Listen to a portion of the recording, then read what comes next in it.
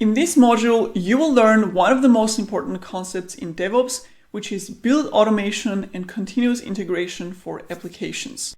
We will look at high-level concepts and best practices to really understand what build automation is and why it's important. For this, you're going to learn and work with one of the most popular build automation tools, which is Jenkins.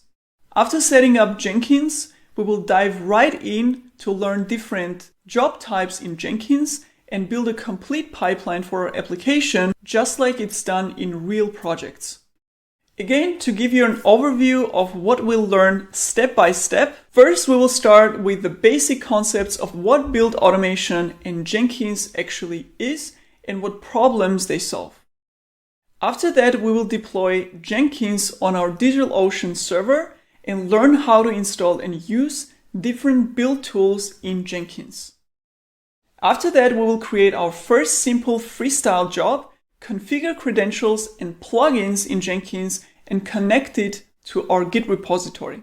As a next step, we will integrate Docker in the build automation process by building a Docker image and pushing it to a private Docker repository from Jenkins.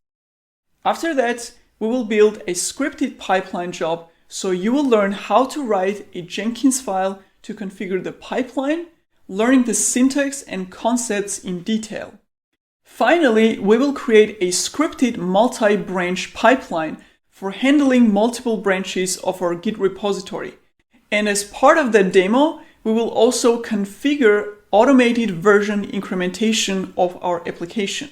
So by the end of the module, you will know how to build a scripted pipeline which is triggered automatically on code changes and which tests and builds the application into a Docker image with an automatically incremented version and pushes that Docker image to our configured private Docker repository.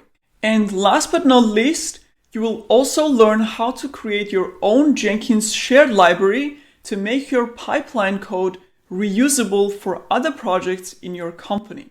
So let's get started.